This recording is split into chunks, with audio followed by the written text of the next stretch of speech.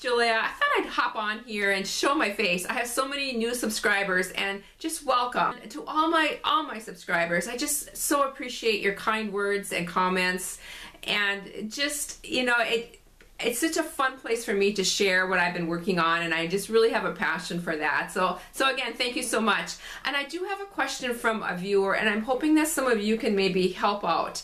She has one of those sewing machines that instead of disengaging the feed dogs by lowering them with a lever, that she puts a cover on her feed dogs. And she's just starting with free motion stitching and is having a problem with that cover popping off. So if any of you have that type of sewing machine and use a cover to disengage your feed dogs, and maybe you can have some hints and some suggestions, I would really appreciate it, so I can pass that on to her and help her out a little bit.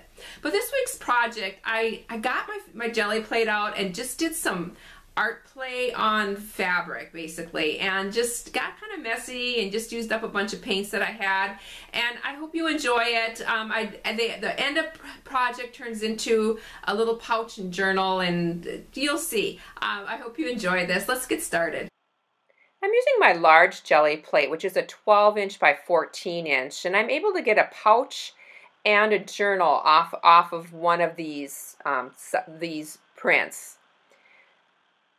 I have a variety of paints that I'm using, and also this is my color bursts, which is a powder and activates in water, and I'm activating it actually with the paint. And I have a white paint on there first of all, and you can see I'm just using my brayer to mix those color bursts in, and they're just a bright, vibrant color. I have a variety of different stencils, and all these large stencils that I'm using I pick up at Tuesday morning for a really good price. Unfortunately, most of those are discontinued. I think they just have overruns there or something on their stencils, but it's a wonderful place just to find stencils. The fabric that I'm using is a drop cloth, which is a 100% cotton, and it's just a paint drop cloth. Acts very similar to a canvas. Again, one of those large stencils, and I'm just putting white paint on. I'm also using a fabric medium. I will have listed down below a lot of the supplies that I'm using today. The fabric medium helps just keep the paint wetter, for one thing, but also helps it, I will heat set these and will help heat set that paint in. And again, just using a variety of different stencils, and here I'm not even using the jelly plate, I'm just putting the stencil and the paint right on top of the piece. These archival inks, stamp pads, these are waterproof, and so they work really well for fabric. And the stamp that I'm using is an old Stampin' Up! Stamp that I've had. A lot of these stamps too are older stamps that a lot of them I pick up at thrift stores or flea markets type of thing. This was fun. This is a sparkly, it has glitter in it, and I picked it up at a garage sale. Again, using my color bursts.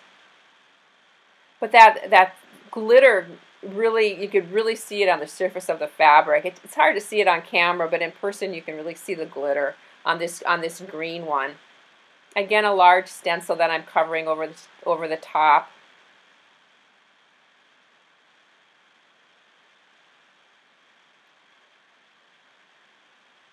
I'm not concerned about the brayer leaving paint on the back side of this, because both of these projects that I'm doing today are lined with another fabric. I'm just adding this light green now to my plate and putting some of the fabric medium on there, and then laying my piece down. This is probably my favorite one, that is this green one. I do a total of 3 of these. Just adding a little bit more of, that's the turquoise color burst, just to get another layer of texture and paint on there. It's all about just layering with this, and I have found that fabric just acts so differently than paper on a jelly plate or anywhere, but the paint will absorb into the fiber, and it just acts differently and doesn't take as much paint. So the layers really do help build. I love this little stencil. It's Art is Stencil, and again, I'll leave the links below on some of these that I can still find. But I just use this stencil just as another little element and layer. You can't really read it on the paper, but you can tell that it's words.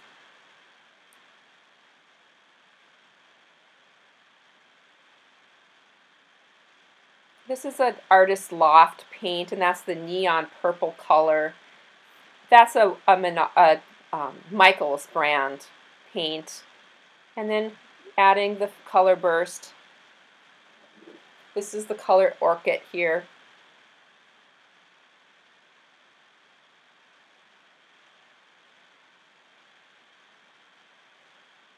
Now both of these projects that I'm doing today are not things that I would ever wash, or especially not wash in a washing machine. They're more of a spot wash type thing. And so I don't know how well these color bursts would go through the wash, even with the heat and bond, or excuse me, the fabric medium. That's something that, you know, if you're going to have to do some testing on and just see if you have that type of project in mind.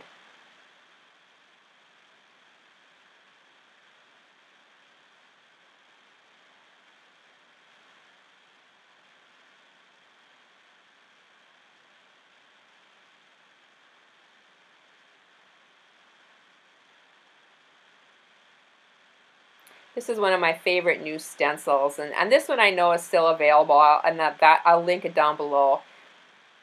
Just sort of random circles, but it make really a fun background.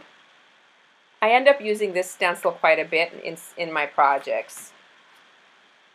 And then applying the paint just directly right on the stamp. And again, adding some more of the purple paint right on the stamp.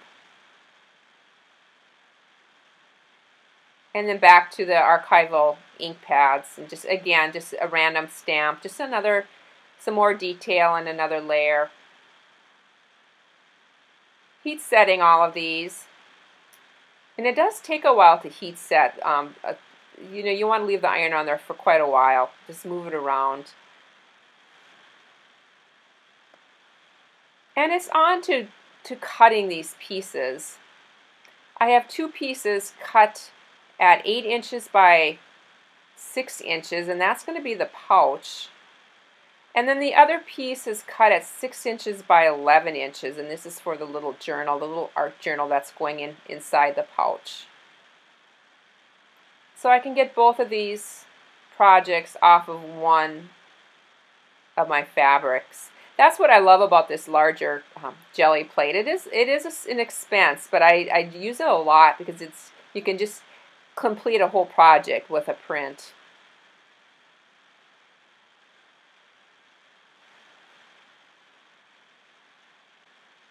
My pieces are all cut, and I have applied a fusible foam to the back of my pouches, and a heavy Peltex. This is a 72F Peltex to the back of my journals.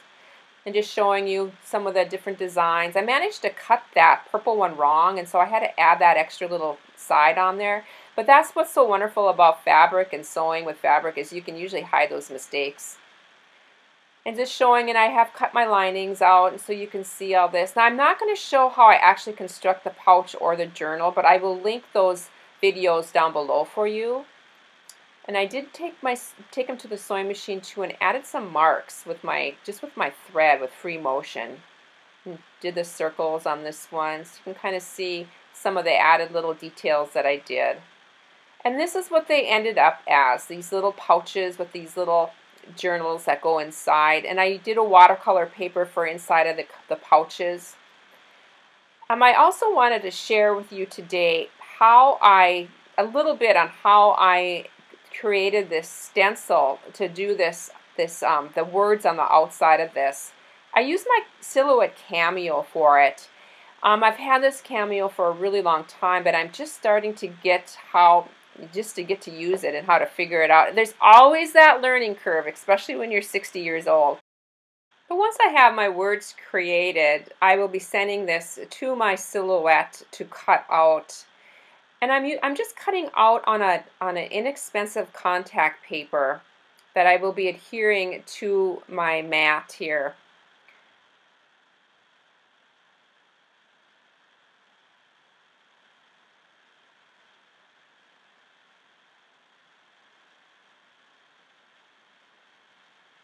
And then loading it into my Silhouette Cameo, and then we'll be sending it over to cut it.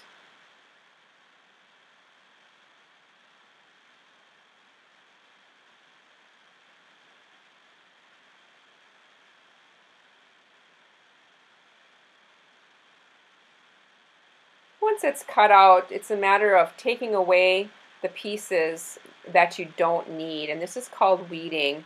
And I because this is a stencil, I don't need the letters. I just need the contact paper around the letters, and so I'm just getting rid of all the letters. Once all the weeding is done, I'm just scoring this. So I'll have 6 different little stencils here for my 6 little projects that I have. You use a transfer paper or a transfer tape to pick up those stencils. And this is just a clear thing. It has like a stickiness on the back of it, and I use this over and over again. Just using a credit card to press that down real firmly.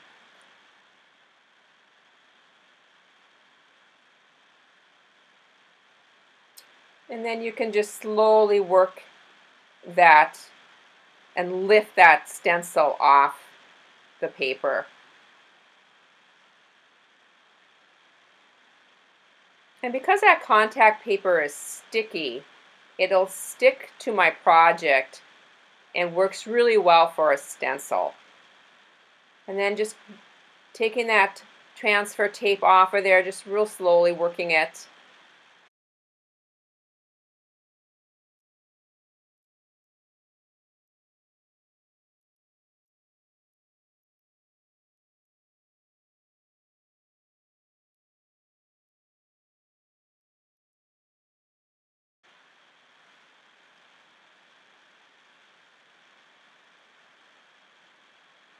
And that one's ready to go.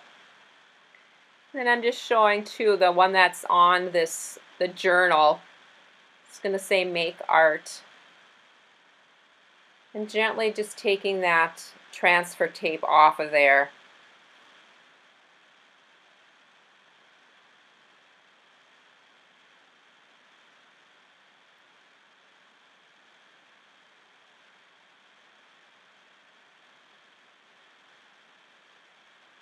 I'm just using an inexpensive craft paint to put to use for my stencil here, and a stencil brush.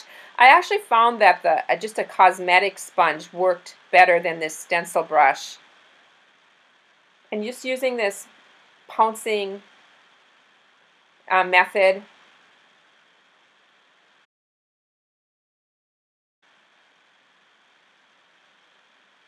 And then peeling that stencil away. Taking my little tool, my weeding tool, and just picking out those inside of the letters, little bits of the contact paper.